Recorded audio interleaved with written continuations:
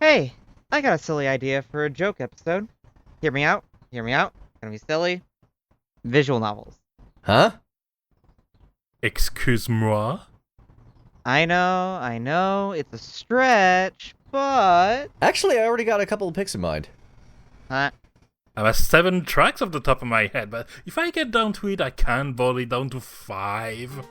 Wait, what? Yeah, you know what? Let's do it. Let's go right now. Oh, good luck. You're coming with us! Ah! To the Music Arcade. Hello, everyone. I'm Caleb, the Sound Guy Firestone. Welcome to the newest episode of Music Arcade. I'm Roniko. And I am Zeral. And we are Thank here. you for joining us for this episode. Yes, indeed. Yeah, I am actually really excited for this, especially because I do enjoy myself a good visual novel. I don't. I will profess to not really being a fan of this genre, so to speak. With that said, I obviously recognize its musical interest, and in terms of just sheer quality of music, this is one of my favorite episodes we've ever done. Like, there's only 2 songs on here I don't really love. And one of the songs on here, one of my picks, is one of my, like, top 50 all-time favorite songs, period. Just that. But yeah, I like that there's a very wide spectrum of things that are covered by the VN umbrella, to the point where we had to set up some ground rules when it came to what count or doesn't count as a VN. It takes more than a text box or two to count as a VN, or else we could have brought things like the story mode for Guilty Gear Xrd. Right. I know that there was a part of my brain that's like, but Persona 4, no. And then you went and posted Persona 4 Arena, which I'm like, we kind of have the same brain cell on that one. Yeah, exactly. I still have memories of that story mode for Labyrinth that was like 3 hours and 1 fight. Nice. Yeah. I actually think I would count that because, you know, Yes. visual novel storytelling is something that has a very distinct look to it. It's kind of metastasized in its way. But it's also been stapled onto all sorts of other gameplays, strategy RPGs, fighting games. So, I mean, even Arknights, which is a game I've been playing regularly for 4 years, that is visual novel adjacent as hard as it can be. Yeah, exactly. But And so is then Limbus. there's the question of what's the main draw of the game. Right. And I think that's where we did most of the distinction. Yes. One of my picks does stretch it, but not in the way that you think. Yeah. Um, And what's also interesting is that you mentioned that the VN base has metastasized into a lot of different genres, but I would also say that it's splintered in itself, because if you get deeper into VN knowledge, a depth of knowledge I don't personally have, but just look from afar, there's a lot of different subgenres, there's a lot of different sub-communities, and it's a whole thing, so yep. doing at least one episode on that topic seems very relevant. We could probably do more than one if we're being really honest, but this feels like a good Yeah. thing to explore musically. I mean, literally, while I was taking notes for these tracks, I just remember, oh right, police notes and snatchers are things. Maybe they have great tracks too. I was also thinking about, like, even going into a little bit of puzzle games that rely on the visual novel part to inform the puzzle. Mm-hmm. So yeah, lots of stuff, and as ever with our episode, this won't be an exhaustive coverage. No, we're just picking kind of our favorites or ones we want to show off for whatever reason. Yeah, Um, tracks are games that affect us in some ways directly or indirectly. yes, and I know there's at least one on here where I'm going to get the please explain treatment, and I will. Excellent. So, starting out with something that has a classical feel to it. Yes, very novel. much so. Because, like I said, even when it comes to VN, what we picture right now as a VN in all its accessibility, in all its choice-driven matter, wasn't even as ancient a phenomenon as one might think. Yeah. I think that 3 times in a row. Okay. That one's a pretty hard one, yeah. Words. It started more as an offshoot of point-and-click adventure games, and also branched off from management sims, and there's all these crossover histories that are very rich and very interesting to dive into, and one of the key kind of pivotal games is Tokimeki Memorial, which was made with sort of a Konami absolute dream team, and feels like a very influential title with way more gameplay than one might think when they think of a VN today. I can feel the Otome game sound in the in how it's created.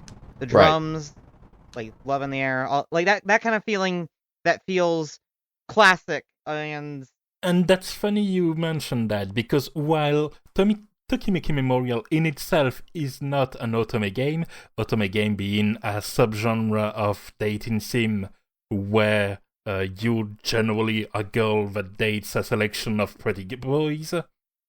In this, you are a boy dating a selection of pretty girls. So, the other type of stuff. And the series does have otome games, starting with, I think, Tokimeki Memorial Girls Side, which released pretty soon after, I believe.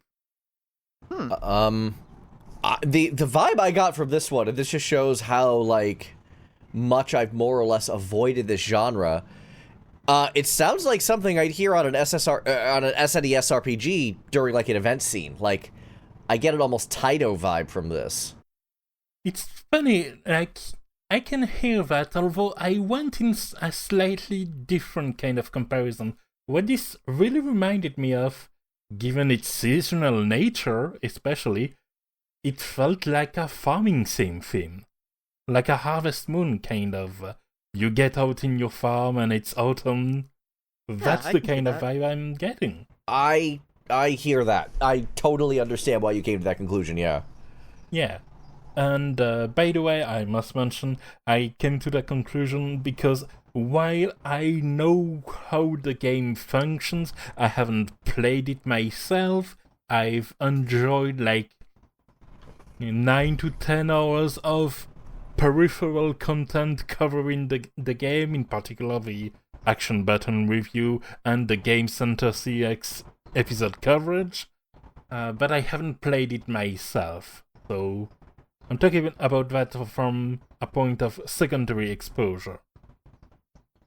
But yeah, for this track in particular, yeah, I do get that conveyed feeling, like echoing back to the farming game episode we've done. This mood and this passage of time.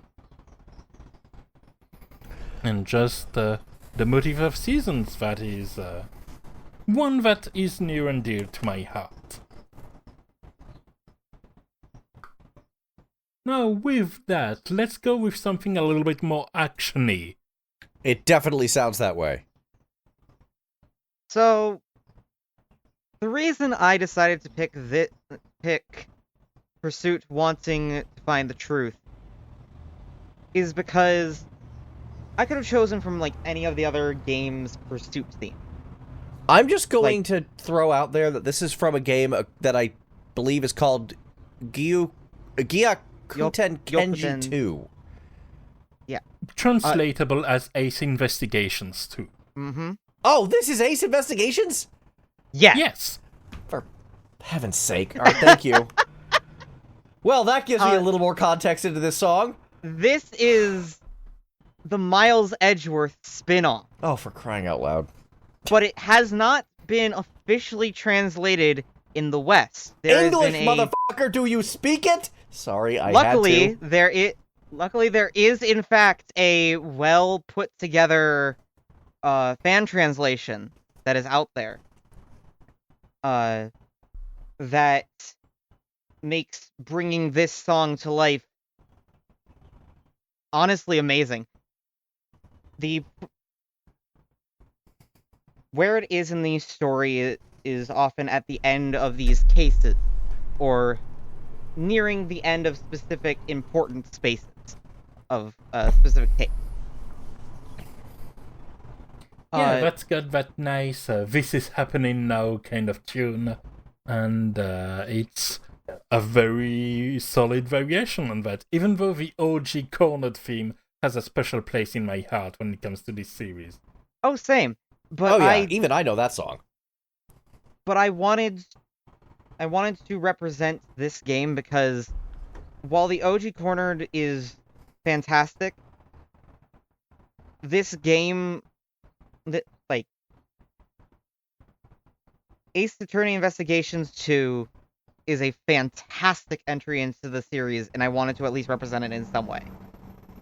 Yeah, because at this point, it's looking like Capcom certainly won't, although they have done a lot of adapting around. And at this point, I think the only 3 games in the series that haven't been ported to even PC are the 2 Ace Investigation games and the Latent crossover. Wasn't there also like a feudal one that never got a real release that there was some controversy no, over? It actually just recently did. Oh, yeah. Okay, cool. I played it, and it's some of the actually scratch that. It's the best games in the entire series. Okay. I actually was considering the Great Turnabouts specifically from that game. But I decided for this one because this game has a soft spot in my heart.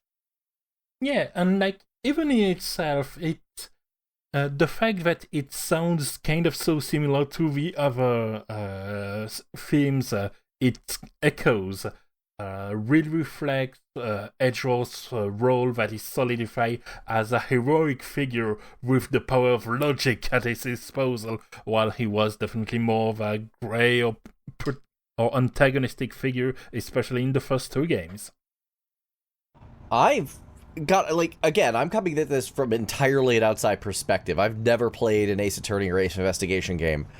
From this song, though, just what I'm listening to, this sounds like it's right out of Lufia 2, Rise of the Sinistrals. If I played this right next to the actual Sinistral boss music, I can see the UI of that game in my mind's eye as I play this. This is... Oh, that is a very cool comparison. Yeah. This just sounds like an SNES era banger. Yeah. I'm aware this game apparently came out on the DS, according to YouTube. But... It certainly did. But, that's the vibe I'm getting from it. If you gave me a fantasy RPG with this as a boss music in the SNES era, I would be all over this. Oh, yeah. Or, in particular, as second phase boss music. Something like that, yeah. Definitely not a regular boss music, something fancy. Yeah. It has that sound to it. It's... This one was the first song that I'm like, oh, this episode's gonna be good, isn't it? Oh, yeah. I am so glad that this somehow, surprised you because you didn't know what the context was with it. But I had no idea. It was all in Moon Runes. I don't speak Japanese.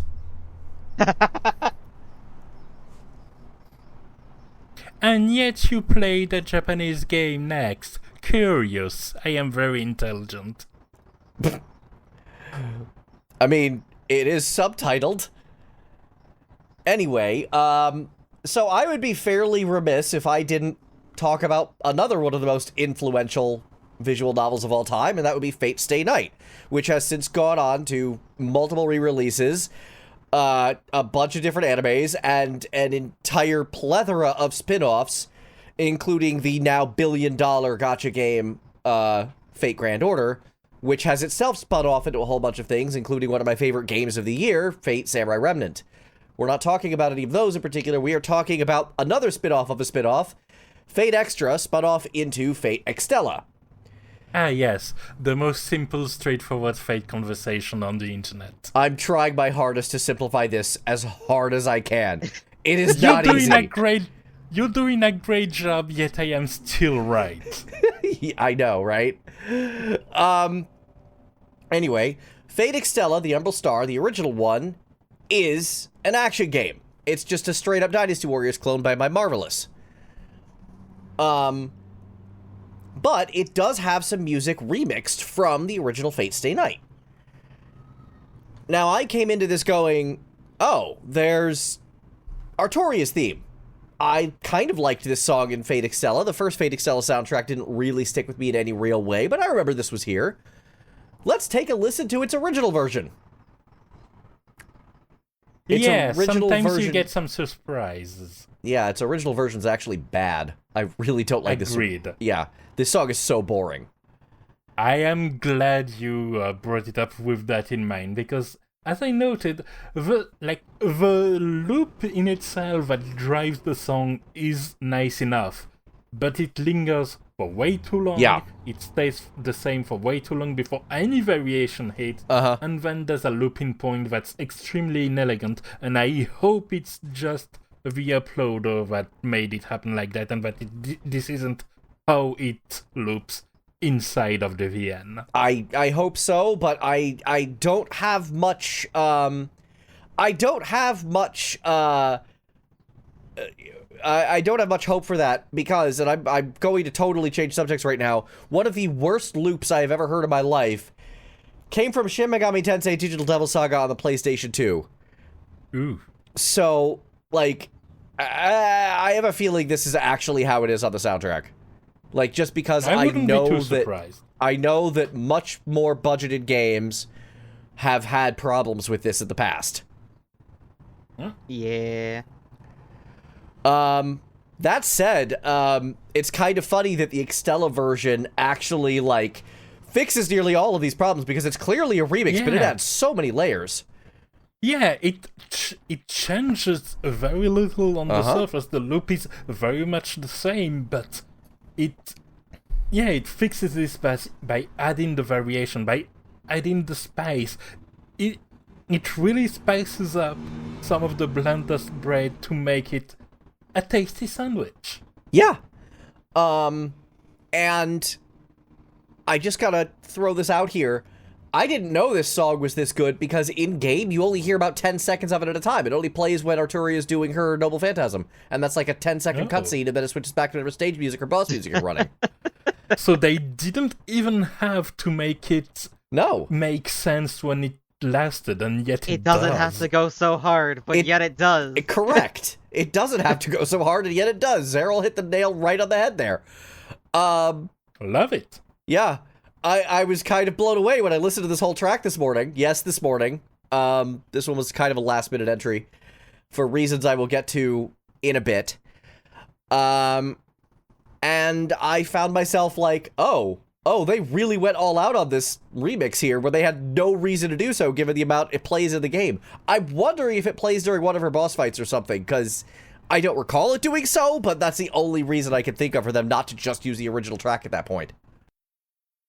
Yeah, like, the shock of seeing the original kind of reminded me of that time I went ahead and tracked the original Bad Apple, and not the song that spread most widely. And, it really feels like you got the skeleton, but it takes a variation and a remix to really get a fully fleshed out song. Yeah. Yeah. So I have to give the writers some credit here for really kind of going above and beyond on a song that probably didn't need it from a gameplay perspective, but definitely did from a listener perspective. So good on them for this one. Absolutely.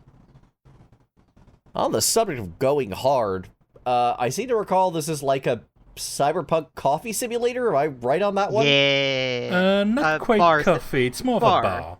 Bartending, Yeah. excuse me. What's the coffee one? I know there's one of those. Coffee Talk. Coffee Talk. All Got the it. Red Stings Club. Both are coffee games, but this one is about mixing drinks and changing lives. As the corny motto of the main character goes, this is Valhalla. And it's those saxes, man. For Those starters. saxes. Yeah, that was the first thing that drew me into this song. Oh, yeah.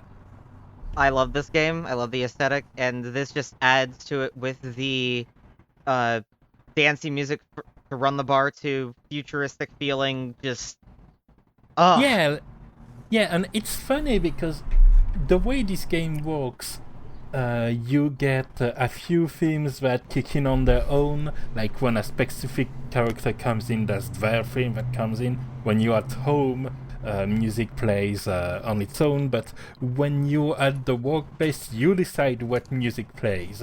You have a jukebox and you kick every day by starting it. And so it's not really a song that's made for a specific event as a result. But what it does great is set up a general mood. Of note is that the tracks in the jukebox are, first there's a selection that's already there, and they are in a certain order, this being one of the first tracks.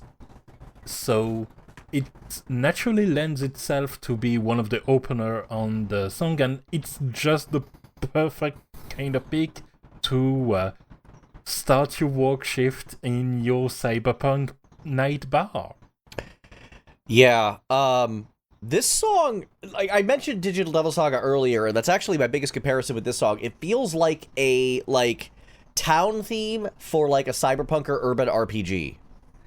Yeah. It's got this, tense edge to it, but it has this bright and shiny thing going on at the same time, which I think is really Exactly. cool. Yeah, because a lot of cyberpunk games, and one example will come up later, focus on the grit and the darkness of cyberpunk settings. But there's also a surface luster to them that this kind of track covers as well. It really captures it well. Yeah.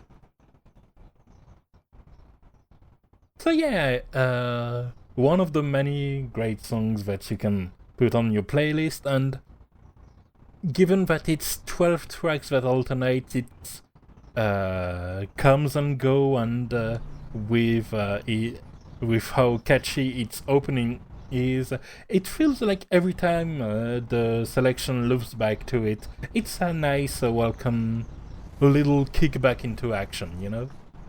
Yep. Mm-hmm. Now then, for something that is maybe a bit less sprightly, but very moody, take us away. So, what's better than a game about mechas in space? A game about games lesbian. about mechas in space? Well, yes, but also a game about lesbians instead mechas, understanding themselves, each other, and the existential nature of life and connection.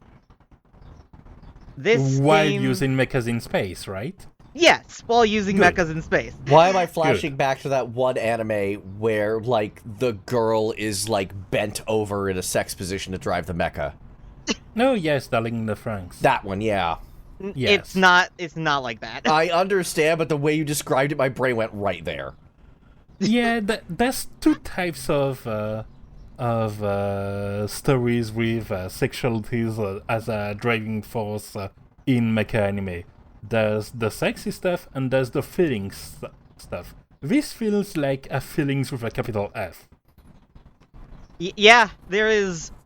Oh, this game is fraught with feelings, and the music is just generally drowning in it. Yeah, like I said during the transition, it's got a vibe with a capital V as well. It's extremely immersive, it layers itself nicely when not dragging on. When the guitar hits, it just hits right. I'm just going to throw this out there.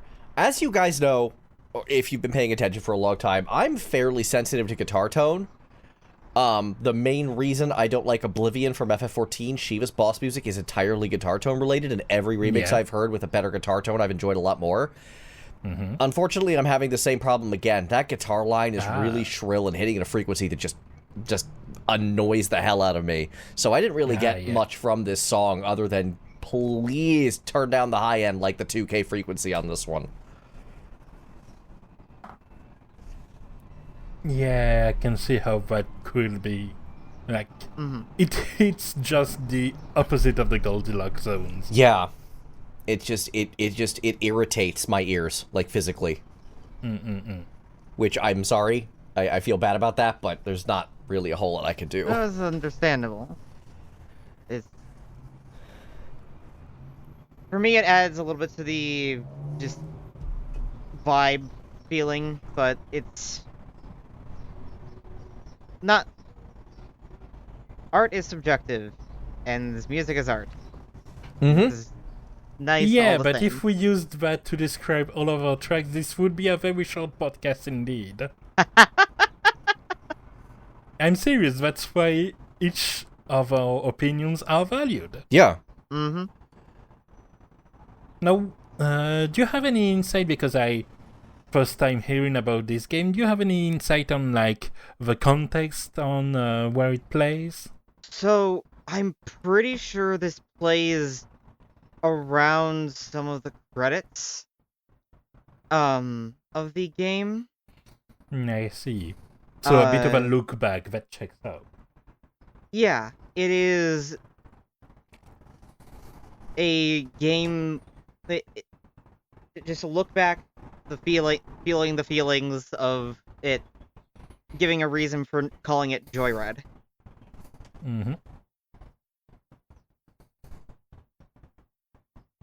Alright then. Speaking of feelings, let's joyride towards another tracks. And well, I'll let you cover that, Galen.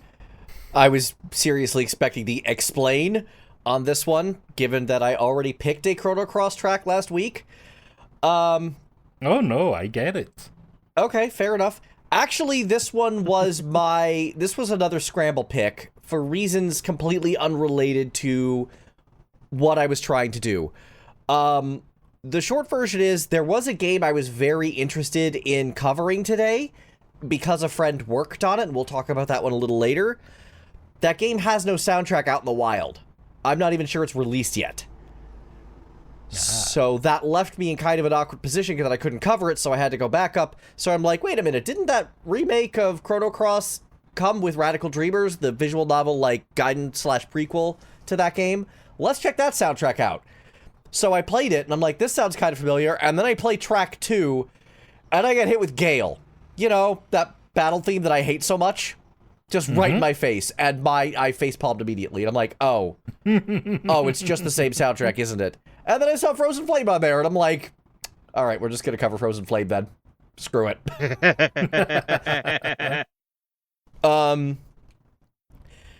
So, this did originally come from a visual novel, not that I knew that before yesterday.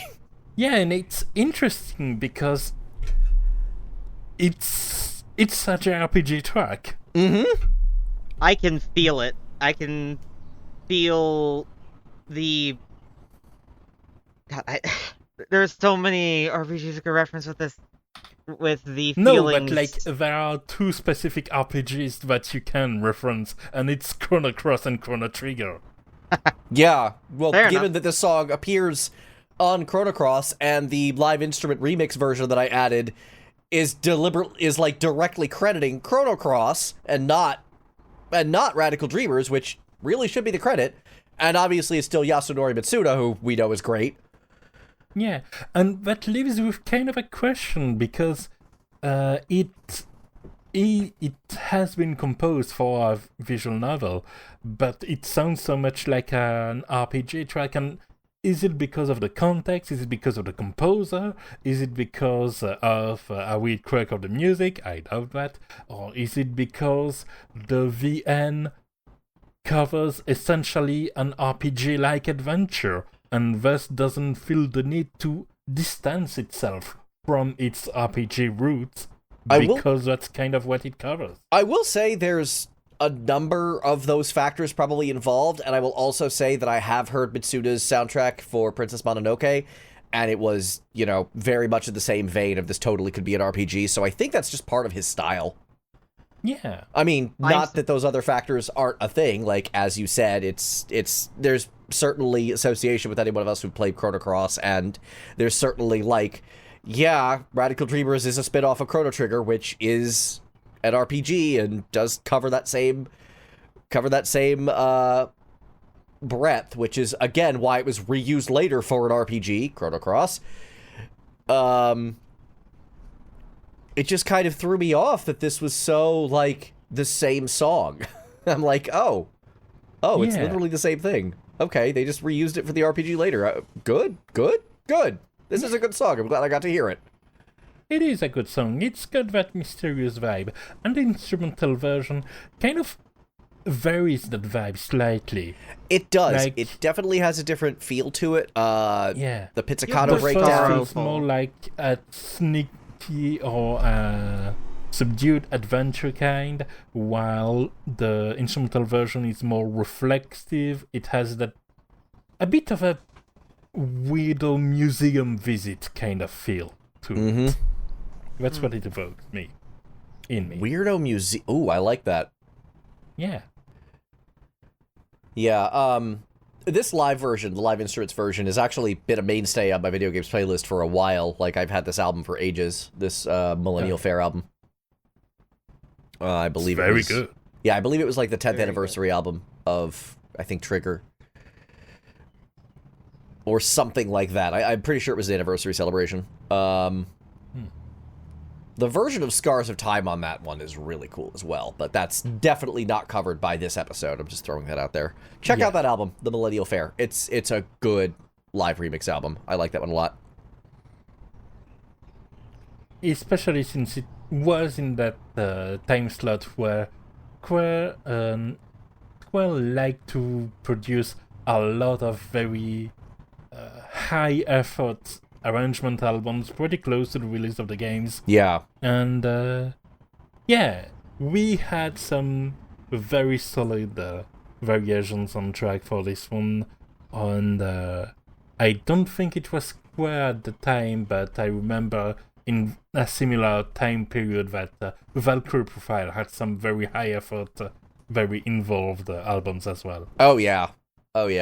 Yeah, no, back in the PlayStation 1 era, and even PlayStation 2 is really when Square was kind of going all out on the music, and these days, Artie Roth has kind of taken over that side and has really kind of generalized it. That's not bad, I like Distant Worlds, but we've talked about him a lot on this show. Yeah, there's been a bit of a separation of the tasks here. Yeah. Although the Square Enix music channel is doing some interesting stuff. Yeah, and Lord knows I loved the Nier concert at the beginning of this year. Yeah. So I'm not calling them bad or anything, but I would love to hear some more of these weirdo arrangement albums. I think FF14 is really the only property still doing that, and that's just because Masayoshi Soken's some kind of mad genius. Looking at you, Pulse. Hey, I respect Pulse. I may not really enjoy listening to it, but they went for the fences on that one. That's what I meant. Okay. There are a few tracks in there that I like. Yeah.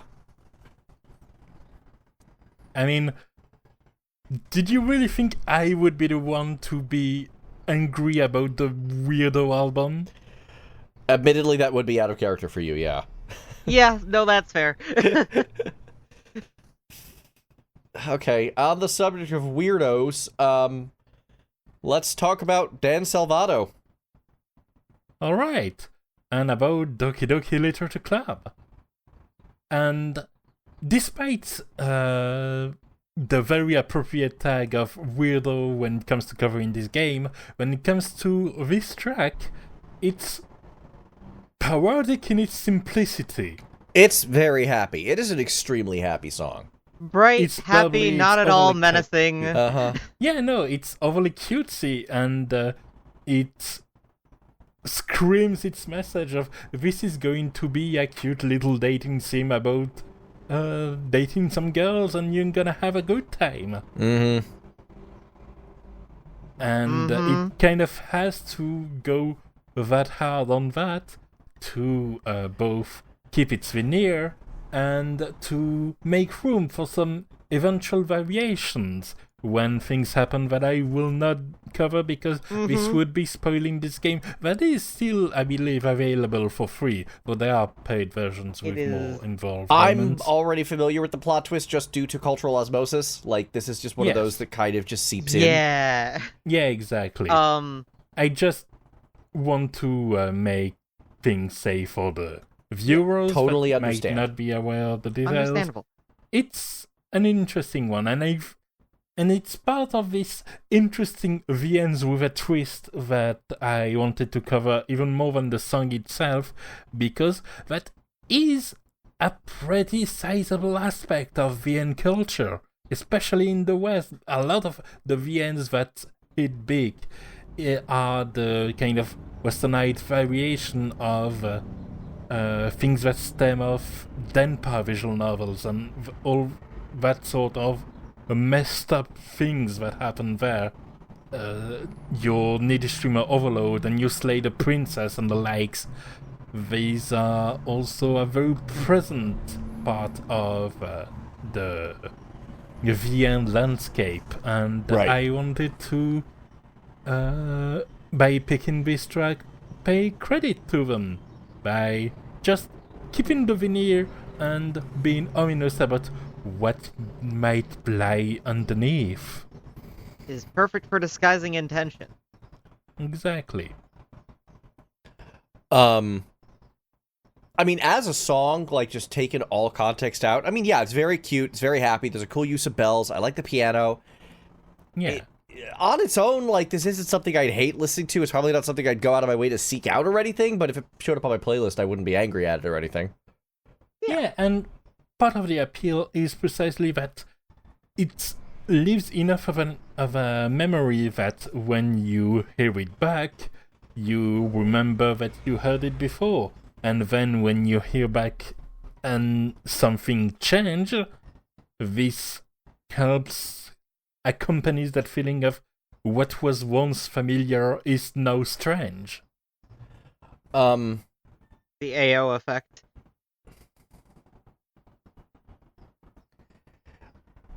Or in the Mario community, I guess we call it a twice-twice.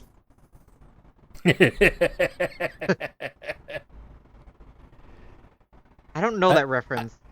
That's Mario Maker things. And as an aside, I very much look forward to what the Mario 64 maker are going to cook. And oh my god, they're making that? They already, it's not version of it's already out. Oh my god. And however, I imagine it's going to be a big burst of creativity with the MCA's CHRONO at the end of it, because we can't have nice things. Yeah, Nintendo is still on their thing. By the way, that Mario reference was not out of nowhere. I actually kind of know Dan Salvato from the Mario community. He shows up in Just Cook streams from time to time.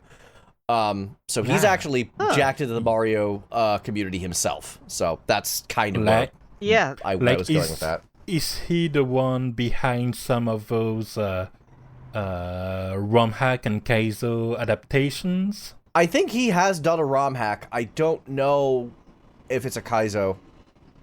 I don't know how hard it is. Mainly from the tracks. Oh, I don't think he does any of the music for it. Does he? I don't think so. I see. No, I think he's just a Mario guy. I think he just plays. I think he just enjoys the community. It's a good community. It's a good community. It is a very good community. Unlike. Okay. So look, I like that game a lot, but I'm not going to discuss it with a lot of people. Moving to another game that is very well known in the West, but Let's not then always guess for on the best Ronpas. reasons. Danganronpa. This is Oh boy. This is a franchise whose fans will, very much like the Undertale fans who I've almost entirely turned against as well, will let you know in no uncertain terms that you are wrong for playing in a way they don't prefer. Yes, Yeah. absolutely. However, you cannot deny that the music is a bop. Oh yeah, this song's great. Masafumi Takada, my beloved. This is, to Danganronpa what, pursuits are to, and cornerings are to, Phoenix Wright. Well, Where you, in a comic book style, well, this is more always at the end of the case rather than important. Yeah, moment. it's more of a final summary. It's not Yeah. really the big, you have the villain cornered. It is, the villain has already basically been ruined. Let's wrap it up now with a comic book based on the scenario that happened. As an aside for Galen, this is also the series where I learned that the term "the blackened" could apply to someone being named guilty, thus the fact that Kuroiwa was very on the nose in Judgment. Got it. Yeah, you caught that one. I definitely wouldn't have. Also, there's like several references that I've made in the past to this, but I'm not a deep fan. I just understand it a bit. You're allowed to enjoy Understand things. enough. I'm allowed to enjoy I things. certainly enjoy not, this series. Not like I am not in the stan culture of it. Okay. Here is the line. If you are willing to defend Ultra Despair Girls, that's a bit too far. Yes. Which one's that? Is Good. that the third-person shooter? Because I literally have in my notes. Is Yes. the third-person shooter Yes. any good? I guess it isn't. It's not great. Damn. But there's been like a lot of shenanigans, and I mean, there's a reason why people are drawn to this game, because when you only have the story, the music, and the visuals to really push things through, besides like a few mini games, it really relies on each of those elements. Yeah, like, if you minimize the kind of things you can interact with, you bring attention to those things.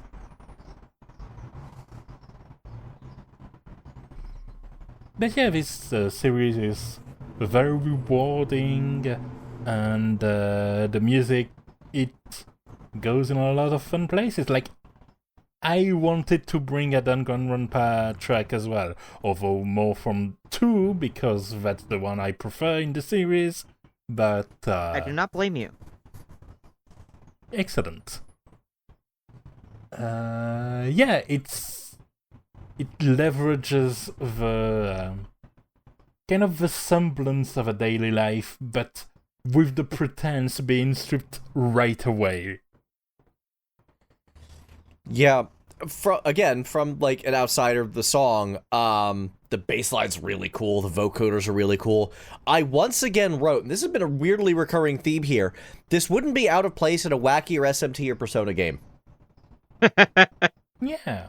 I've said this line like 3 different times now on these songs, so I'm guessing I'm starting to wonder if this sort of game isn't Shoji Meguro's inspiration. I mean, Could that's a be. possibility. And also there's the fact that you wanted to pick an SMT offshoot as one of your entries. Like, this is where your mind went first. So there's also a bit of a through line there. That's true. I think it goes both ways in that sense, where SMTs have VN aspects, and also VNs may have inspired the composer. I think both are fairly likely. I can't imagine. Like, it does seem to go both ways there. Yeah, and then right after I mentioned the Persona thing, was the third-person shooter spinoff any good? You guys beat me to the punch on that one. Nope. Oh, yeah. I would love to give this franchise a shot. I just don't think I can sit through, I don't think I can sit through the visual novel portions. I'd be hitting the let me play a video game button a little too hard. Yeah. It is fairly snappy, at least, in the story, so... Interactivity means way too much to me in a game. I need to be able to affect the world more than just read it. And I'll be honest, I think it's a story that'd be enjoyable, but I don't think it has quite enough gameplay. Like, its bar is a little bit under Phoenix Wright when it comes to game versus VN. And Phoenix Wright I'm pretty down on for that more or less same reason. Yeah. Which is a shame, because these are largely stories that I want to explore, and... Yeah, especially since they do something and use the gameplay part to incite you to pay attention and reward you for paying attention to the story. Yeah. This is kind of one of the reasons I have so much respect for Fate as a franchise right now, because they're like, alright, if you don't want to play a visual novel, here's a whole bunch of different ways to experience this. And that's why I have so much respect for Judgment, for going, you like investigations, but you also want to punch people? Here's a very good story with very good punching people mechanics. God, I hope we get Judgment 3 one day. That would be great. I am praying for you too. Thank you. Now, how about we move on to the Vitroverse? Okay, so this is the game that is the furthest away from a VN that I picked, because its gameplay honestly has more in common with, Sierra-era point-and-click games, which I would describe as, the Western answer to visual novels. Yeah. That said, this was the first song that came to mind when this topic came up, right there. I'm like, oh, I get to talk about Master Boot Record. Let's go. Master Boot Record is amazing, and you're absolutely right to take every excuse you have to bring them up. Yeah. Well, My it's not first a them, note it's on a this. him. It's one guy. His name translates from Italian as Victor Love, and that's what his record label is called, Victor Love Records. And he's done a couple of games. He's done Virtuaverse, which is this VN point-and-click hybrid, and he did a good chunk of the Ultra Kill soundtrack as his alternate ego, Keygen Church. That'll do it. Yes. Yep. So... That's why I recognize this feeling. I literally said, No, I'm sorry, is this Doom? I just knew Master Boot Record in that situation, but yeah. I didn't know he was also Keygen Church. Same guy, yeah. Keygen Church is his black metal spinoff. Excellent. And actually, Eddie introduced me to this guy's music. Nice. So, I want to just shout out Eddie right here, because I'm like, oh, this is really cool. This is a blending of two things that I really love. And I've been following him for a while, and then this Virtuaverse album came out, and I didn't realize it was a game soundtrack until, a year after the album came out, and I was already rocking to it. Yeah. Master Boot Record is my favorite floppy disk.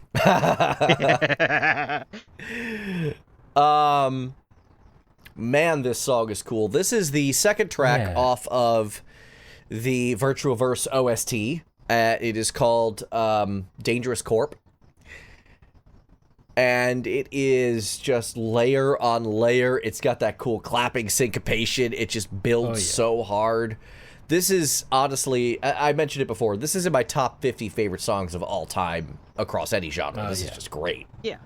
I love how it teeters between ambient mood and continued action and somehow manages to make both work. I know! Yeah.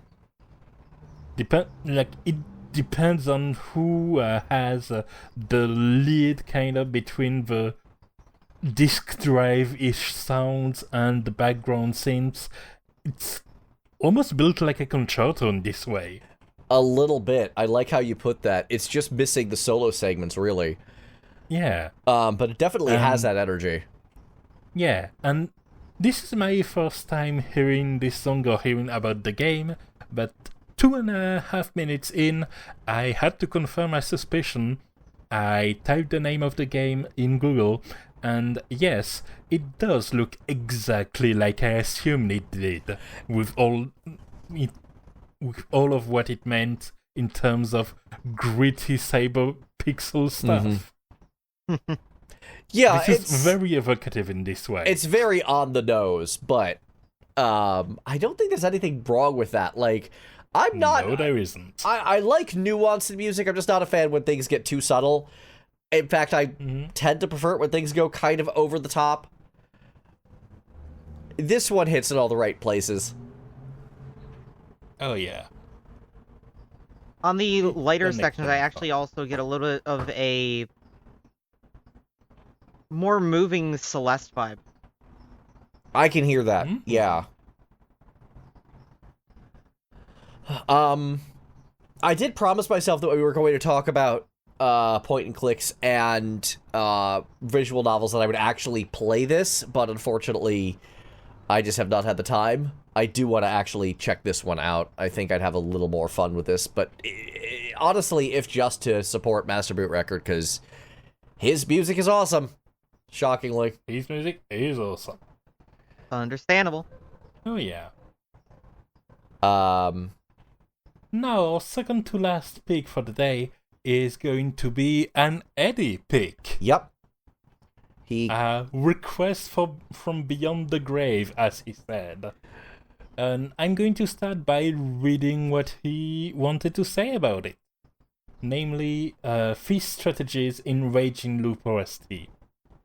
So first he mentioned, I haven't heard particularly good things about this game, nor have I played it. Good start.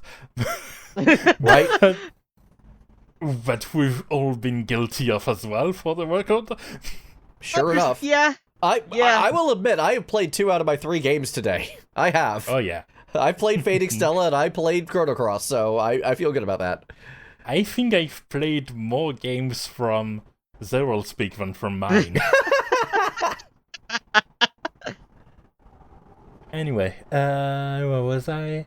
But this is a track I would have bought up for such an episode, as I like the investigative / I don't know who to trust vibes it gives off.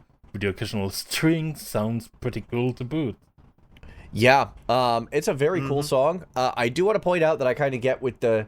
I'm just going to say when Eddie says he hasn't heard much good about this, the thumbnail has an art style that just bothers me, like, to my core. I don't know what it is, but everyone just looks weird. Yeah, it looks a bit off. It feels like it's simplistic in a way that took way too much effort to get there. Yeah. Yeah. I got from this music, well, first of all, it being tense, nerve creating, pretty well crafted with all of its facets in it. Yeah. Reminded me of another series of games that are within the visual novel space, the Nonori game series. Yeah, I can which see the is, comparison. Basically you going through several different loops of time to find your way out of a facility, but finding out several different killers and information and all that stuff. It's very similar, but it does have... It seems like it does have its differences in that. Yeah, basically you go through all of the routes canonically and they interact with each other, even though they're different routes, because something morphogenetic field. Yeah, that... I really dislike that kind of VN gameplay, where if you're just playing one route, you're missing vital information, or things don't get properly introduced. There was one I played... one route. Yeah, there was one I played where I started with the bad guy route, and the bad guy route actually gave more information than the other 3 routes about what was going on, and I'm just like, this is bad design. Don't do this. Oh, yeah. Yeah. Like, at its best, playing just one route of one of those games is kind of like seeing one ending in Nier and going, "Yep, I'm done." I agree, but at the same time, it's like, I guess if the game calls it an ending and I get a credit screen, you would better give me something to incentivize me to go back, and just missing information is not enough for me. Yeah. No. Now, speaking of missing information, I do have more detailed Please. Information from Eddie. So, he says, I haven't heard particularly great things about the game again, but what I know is that it's inspired by social deduction games like Mafia, predating Among Us, and Towns of Salem, as far as I'm aware. But single player using a time travel thing to have you explore different scenarios where there are different killers. Honestly, I stopped to check the soundtrack a while back and wasn't too impressed with most of it, but it was usually at least pleasant.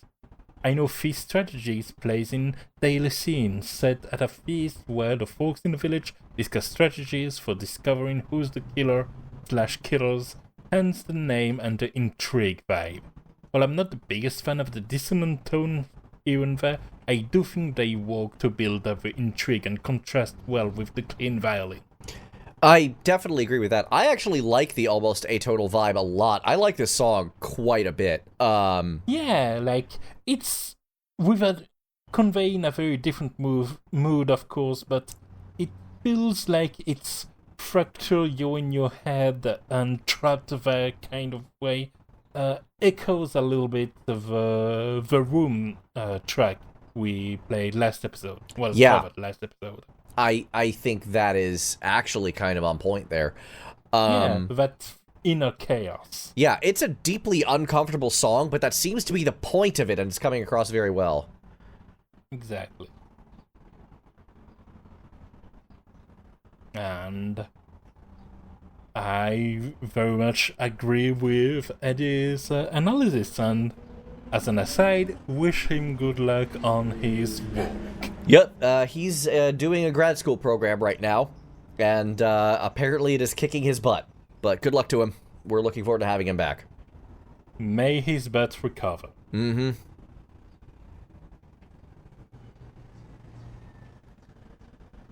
And I guess finally we have, along with Doki Doki, one of the more successful Western visual novels. And this one gets interesting because it's competitive multiplayer almost. Oh yeah. It's multiplayer competitive dating sim. Monster Prom. Their plan was basically like, there was a predecessor which was a little bit less VN-ish called The Yorg, which had that multiplayer reach and goal aspect with a narrative coverage and stories that seemed to be separate but intersected, and they went, oh, that's sweet, what if we made our own spin on it? And Monster Prom happened, and given that they've released 2 spin-offs now, which retroactively got big enough that they are full numbered entry by now, meaning that the next game they've announced recently is going to be the 4th game in the series where they go to an anime convention. Oh god. Monster Con, of course. Yeah. Clearly they having a little bit of a success, and good for them, because it's a creative format and it's very fun writing, and fun really is at the heart of it. And the music shows that too. It's very, very light-hearted, because setting an atmosphere isn't all moody mysteries and tense intrigue. Sometimes it's about capturing the atmosphere of dumb teen movies about doing dumb stuff. Yeah, this is a really cool surf rock track. I think this is neat. With some ominous panning laughs because monsters. I am just going to say this. I brought it up on the Discord. I'm going to say it here. Dear uploader, please normalize. This was like 20 decibels lower than your standard -0. Don't do that, because I had to ramp up my speakers, and the next song comes up on a playlist, it's going to blast me out. This is bad. Don't do this. Please hit the normalize button. Thank you. Normalizing is your friend, even when it comes to weird stuff.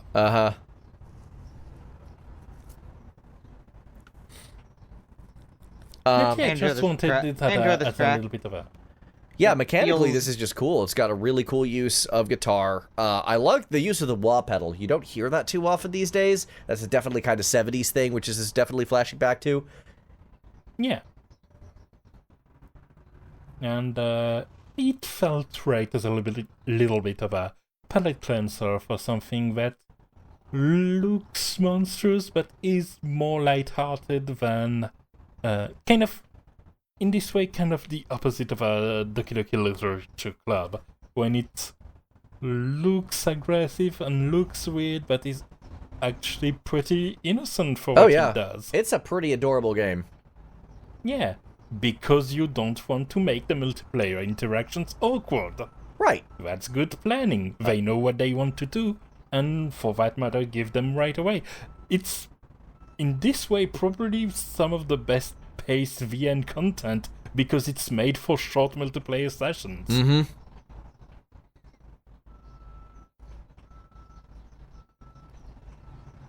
And with that... On the subject of short multiplayer sessions, we got a long list on Now Playing, so let's get right on to it. Music Arcade? Now, oh, wait, no, stop, back up, red alert. What?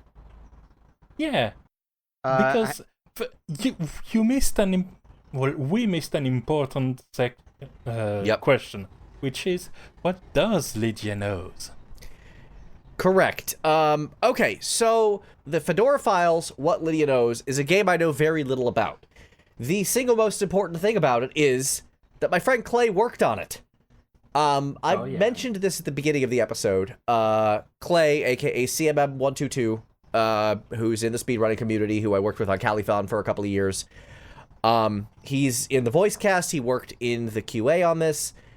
He's part and parcel of it. So this was what I also wanted to check out, but it hasn't released yet. Its soundtrack hasn't released yet.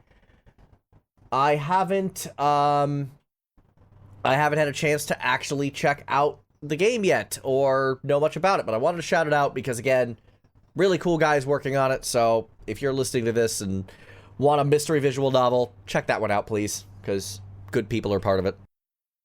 And even then, this kind of hits a broader point on the appeal of VNs, which is that it's incredibly accessible. It's accessible to play, no matter your skill level. It doesn't take a lot of skill to hit your buttons or to mix your drinks, even for the most involved ones. It's just, the story part is very welcoming. And when it comes to making them, it's also probably a bit easier than a lot of heavy gameplay focused games.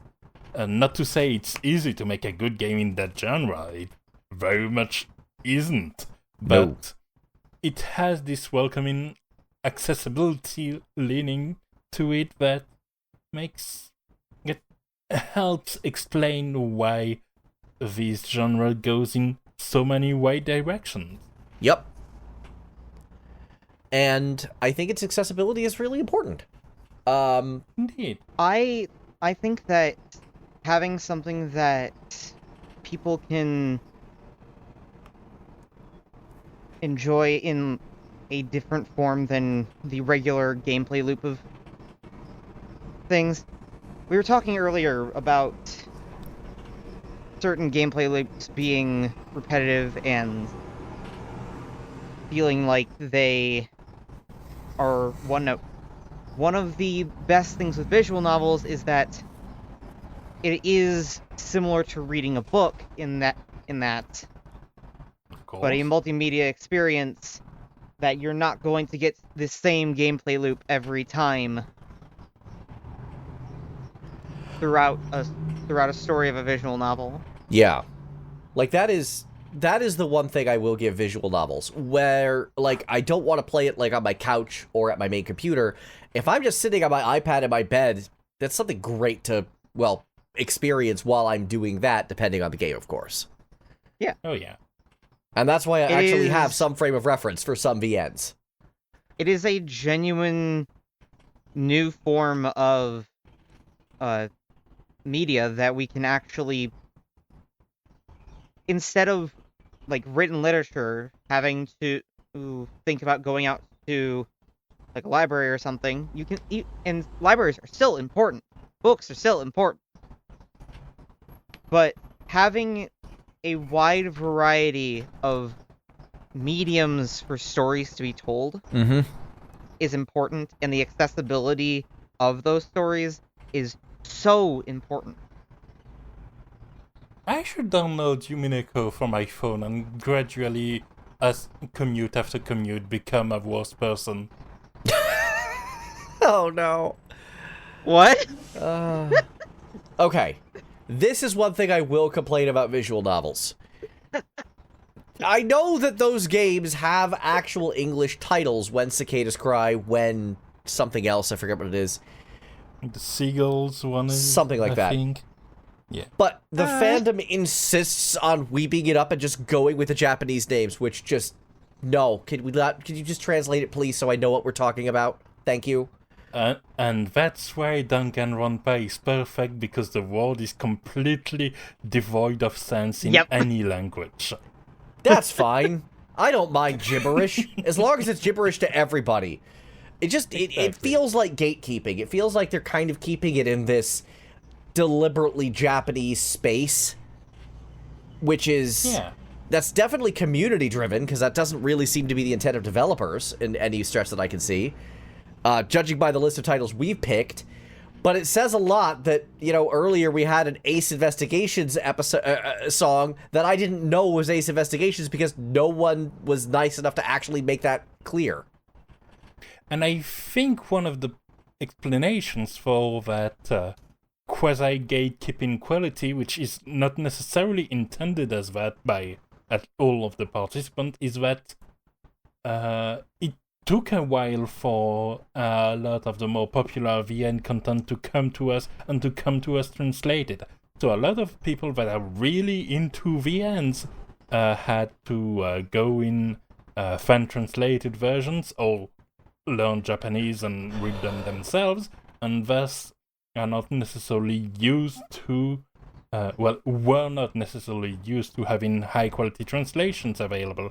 And then this is kind of like, this is a consequence of the grassroots nature of early VN consumption that eventually led to the popularization. Like, in particular, I learned of Danganronpa first from a text playthrough of it before any of the games even were announced as ever coming to the West, which seemed like an impossibility at the time. Right. And I'm glad it came out. Like, even though I have problems with the fandom of that franchise, like, I'm glad it exists and we can play it. Oh, yeah. But it does get, VN fans have layers where they get increasingly and increasingly inside baseball. Yeah. Yeah. Or inside a bag of milk, which is a reference I will not explain. And I'm just going to remain confused by it, because I have no idea what that means. Same. There's a lot to love about VNs kind of in general, especially from a creative standpoint, even if I don't super love them as a playable genre. But I've played some VNs that are half strategy RPG, and obviously Persona 4 is like 40% VN, and there's nothing really wrong with the gameplay style. Indeed. I just saw what you posted on Yeah. the Discord, and I'm just like, what? I'm concerned. I am very concerned. Is this the same developer as Don't Shit Your Pants? I don't believe so. Okay. I figured not, but this seems like that style of, like, meta, like, that extremely postmodern metafiction. Yeah. And I'm like, this feels like we're just in that Don't Shit Your Pants realm again. Yes, that's a real game. Yeah, no, I wish it wasn't. I can totally see the comparison. No, then, good luck editing the parts until I I'm get cutting to the that point out entirely. We're not bringing this up. then sounds like a great time to announce that we are headed to Music Arcade, now playing.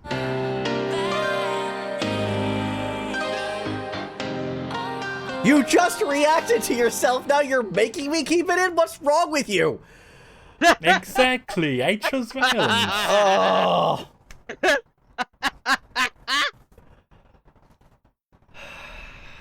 Well, you know what I'm not playing? Don't shit your pants. You know what I am playing? All right. Well, I have a certain idea. Uh, Go ahead. First and foremost, let's talk about Arknights twice in a row. We have 2 different Arknights events. I'm not going to try to pronounce the first one because it's in German. Okay. But it was... The one with the Sick Warriors of Like track. Sure. So the fun part about this one, and I really want to shout this out, this music was actually done by someone named Lappy. And Lappy is well known for making fan music of Arknights. Oh. And excellent. They just hired Lappy to do actual music for their 4-year anniversary event, which centers around classical music. So they're like, we know you're good. Come on and join the team for this one. Oh, yeah. So I had to shout that out. Reminds me of... Excellent. Yeah. It reminds me of how 14 hired Hyadane, one of the people who did Final Fantasy IV remixes. Yeah. Exactly the same situation. The Zwillingssturm, Herbst, whatever. I just butchered that. I'm sorry, German speakers. The soundtrack as a whole is really cool. There's a version, one of the battle themes is a version of Erlkönig from, I believe, Schumann. It really kind of just, it does classical remixes a lot better than the first Lythanian event, which had a version of Flight of the Bumblebee for some reason, and I'm just like, this sounds bad. Why are you doing this? Lappy is a better composer than whoever that was. I think you meant Zwillingsstürme im Herbst. Sure. I believe you. You're right on the German border. You probably pronounced that way better than I ever could. Next up, we have the rerun of Il Syracusado, and I just wanted to show off Wolfmaster again, because that song is incredible. Sure, let's have this just crazy swing jazz song as a boss theme. Why not? Crazy swing jazz and also real emo hours. Real what? Real dirty kind of emo hours, especially in the lyrics part of things. It's very I'm not surprised wolves are involved. Yeah. I love this song. It's not my favorite in all of Arknights, but it is just so cool. I showed it off last year when Il Syracusado was going on. I'm showing it off again. This song's great. Next up, I got back to Vampire Survivors. Played my first new stage. I put that in extreme quotes because it's been that long since I played it, but I did Whiteout, and I'm like, oh, this is pretty cool. This is like a kind of a riff on Sakimoto's work from Tactics, and the character you get from it looks like FF3 or FF4 Shiva. I'm like, oh, I see what the reference here is. Thank you. That's cool. Yeah, if we were to pick a Castlevania comparison, which makes sense for Vampire Survivors even though there are no vampires, it's the kind of tunes I'd expect when playing Shanoa and venturing in a snowy area. Right, which makes perfect sense. Speaking of as an aside, Bloodstain's update rolled out, the one that adds a couple of multiplayer modes, so we should play that one of those days. Yeah. And finally, and this one's going to get slightly lengthy-ish, I've been playing a game called Brew Barons, and Brew Barons is an indie game I've been really looking forward to for a while, and I've been really enjoying it with one very big exception that just makes me so angry it burns, and that is, and it took me a shockingly long time to actually goss on this, all of its voice cast is AI. Oh. Yeah. I'm angry about this. I'm so angry, I want to do something about it. So I've been kind of playing with the idea of actually putting together, if not a mod, then actually going to the developers being like, hey, I want to do like fan voices here. Can we actually make this happen as a real DLC and actually get like real human voices on your characters, please? And we'll figure all that out. Yeah. So I'm kind of semi-announcing the existence of that project for real. I'm probably going to open a channel for that on my Discord in the coming days. And I'm going to see about actually making that happen as a real project. Either as a mod release to Steam Workshop or directly with the developers, however that plays out. All right. I wish you the best on that. Thank you. I'm down to Sounds help. like an excellent task. I just cannot, I can't do the AI voices. I am so angry at this, especially given the amount of care and interesting things going on in the rest of this game. Yeah, I was gonna say, it's not the kind of thing you'd do if you didn't care about the rest of the game. Yeah. No, this is a really cool game. It's a bartender sim mixed with Crimson Skies of all things. Like, you fly around shooting pirates and collecting ingredients for your brewery, and then you go make booze, which you can deliver to other bars or sell yourself at your own.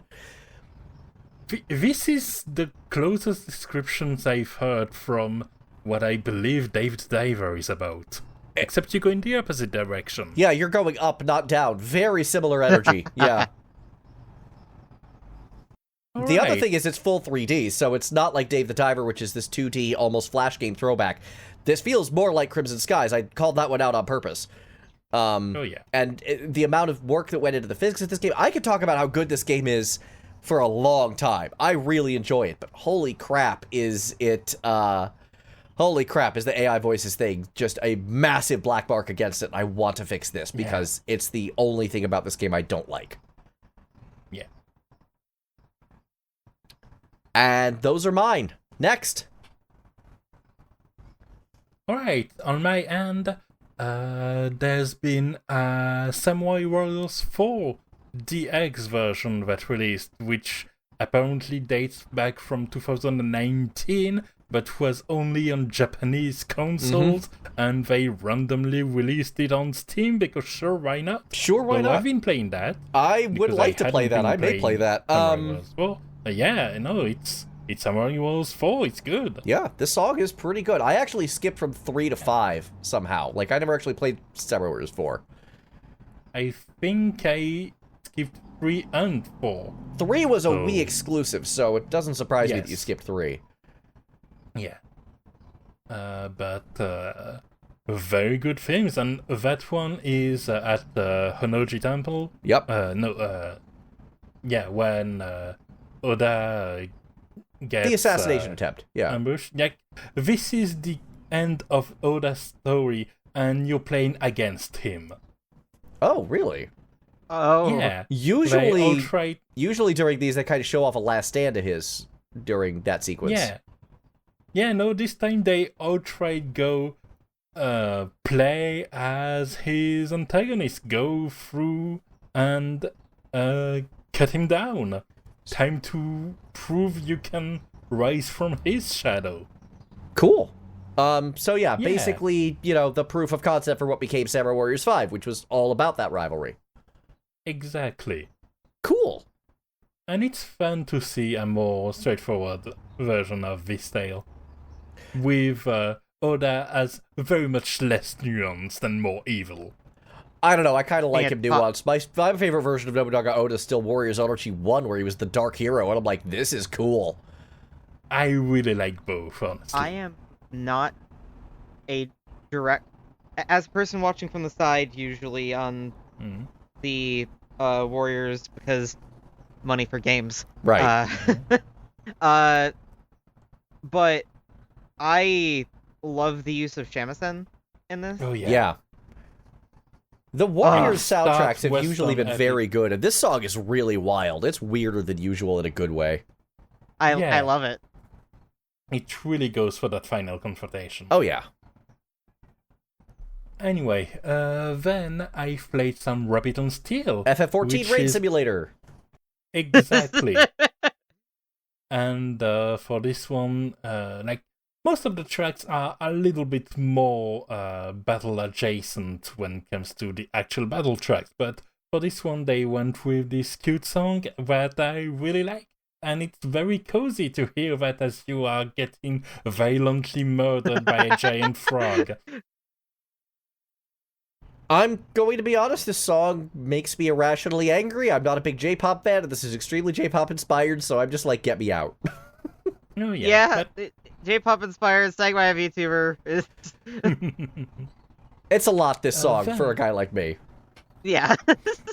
Then we have something very much inspired by non-J-pop on the Star Rail side, because I like, more than the song itself, I like its implementation, because Robin is a character that's in universe a pop singer, essentially. Ah! And so, when she uses her ultimate skill, that bursts all allies and make them act immediately, the music of the fight changes for her song. Which is a very cute note. Okay. I do like that implementation. I'm not sure about this song either. I guess I like it better than the Rabbit and Steel one, but, you know, sure. It's got a nice rhythm to it, and that's nice enough when it interrupts your automated grading and the likes. But don't pay too close attention, because those lyrics are basic. I'm sure. Yeah, but, like, they're doing some good stuff on their story end, and Genshin is still doing some good stuff as well, and Wuthering Waves, which is the big competition that released recently, has not convinced me so far when it comes to the Gachaverse. I'm staying around those two games. And reading the release of the Endless Zone Zero. All I know about Wuthering Waves is apparently, thanks to Geister, I know there's a lot of cats. Then we have Cryptmaster, which is a dungeon crawler / typing game. Is this a comedy? Typing game? Not quite, but kinda. Like, I can see where you'd get that impression from the music, because it's got a lot of accordion and weird sound effects that don't sound like crypty at all. It sounds very goofy. That's because it's in a city of goofy wet people. I understand its purpose now.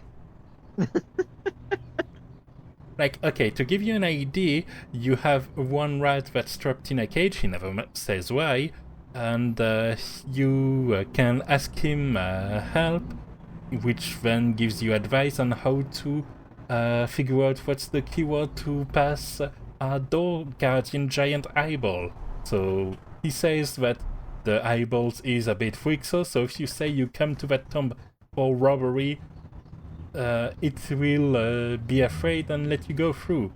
So I did that, and the guardian said, "No, what's wrong with you?" While I heard the rats laugh in the background, being absolutely dead that I actually went through it.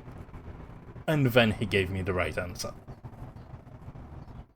But yeah, it's a very weird game with where you have to remember and discover the abilities of your character, and occasionally you get loot that's not actually a stat boost, but just you get the name of your loot as letter suggestion for helping you figure out what the name of those abilities and story moments are.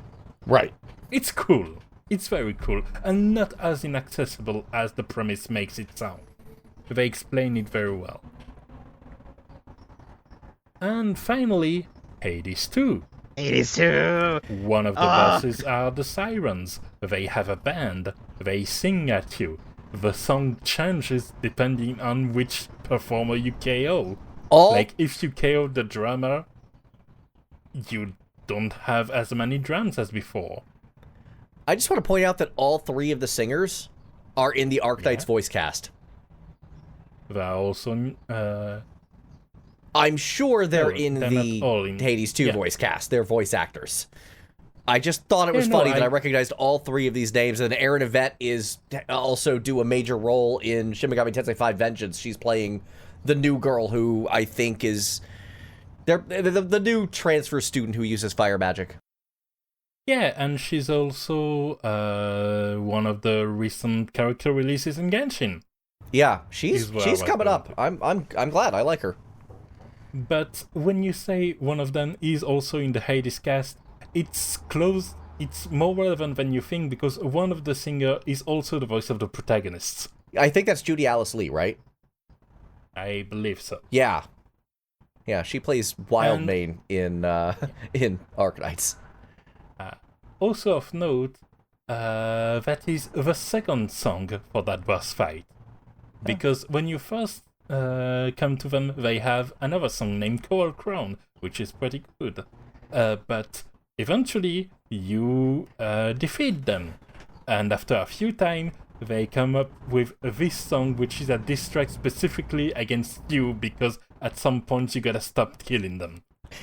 I'm just going to throw this out there, and I apologize for what should be an incorrect comparison, but Darren Korb could teach a masterclass on how to get voice actors to actually sing properly, given the Like a Dragon games we played earlier this year with English karaoke that has been extremely inconsistent. Oh yeah. I remember hearing it over the stream. Some were good, some were very much not. And here's Darren taking people who I don't think are actually singers and making them sound good. So go, Darren Korb, go. Yeah. Supergiant games can do no wrong. They are really kind of perfect, aren't they? Yeah. Yeah. Alright. And that's it for what I've played. Now, Zerl? I have a problem and it's called Limbus Company. Yes, you do. Yeah, of the two songs you picked... Kanto 6. I'm not saying the fan been- base is Homestuck bad, but... I was going, but speaking of which, I was going to bring up Hive Swap if I was like, I really need a pick for this episode. Point made. It's bad. the hyperfixation is bad. But the That songs said, are good. the songs are good. Mm-hmm. The songs are very good. Yeah, you have two Millie- very different songs here. You have, like, the musical theater song, and then, like, the traditional boss music that starts classical and goes guitar, and I'm just like, yo. Yeah. These are both in the new Kanto chapter of the story. And it is from a lore perspective, one of the wildest chapters of the game so far. I hope one day I am able to put Ruina on your pick-a-game list so that you can play LobCorp and Ruina and be able to understand at least some of the conversation that I might have about this game. I've played Lobotomy Core. I've played it. I keep saying this. This is not new. It was also a pick-a-game. You have not fully beaten it. No, I haven't, but that's because I had 3 ruined hard drives, and I'm just like, I'm done. Yeah, no, understandable. I'd have to start completely over, and I'm just like, I don't have the patience for that now. Yeah. Yeah. But through Patches of Violet is Millie doing Millie things, and, by the way, I also want to mention the recent, crossover of Grown Ups Paradise, song, for, Arknights. Yeah. The fact that Millie sang for Arknights. But Through Patches of Violet is a very interesting song to me because it, in-game, actually has those lower and higher voices actually playing at different points within the fight, where you have the lower voice starting, and only that, and then once you swap phases, it just does the higher voice. Okay. Neat. And then it fuses at the end, because it's basically... Small spoiler, Nope. We avoided spoiling Fair Doki enough. Doki Literature Club. You Let's know avoid what? spoiling this game too. fair enough. But then we get distorted Heathcliff, which is, This is just good? Like, this is just a good piece of music. I don't really have much more commentary than that. it's really good. It's violence. It's violent. I like it. It's a boss music. It sure sounds like boss music. It is. Congratulations on bossmusic.mp3. It sounds good. When I heard it the first time, because it is the first track in like the third part of the kanto, it was like, oh my god. Mm-hmm. Yeah, no, it was fantastic. So, yeah, rambling over. Yeah, I just want to say one last time, this has been a really, really cool episode. We got to explore some really neat stuff, and we're looking forward to explore even more neat stuff. That's going to be it for this episode. Indeed. Thank you all so much for tuning in. As always, you can find our contact in the description, as well as a playlist of the songs we talk about. Thank you all very much for listening, and see you next time. See ya! So does this mean I'm coming next time, or am I going back to the closet again? We'll figure it out.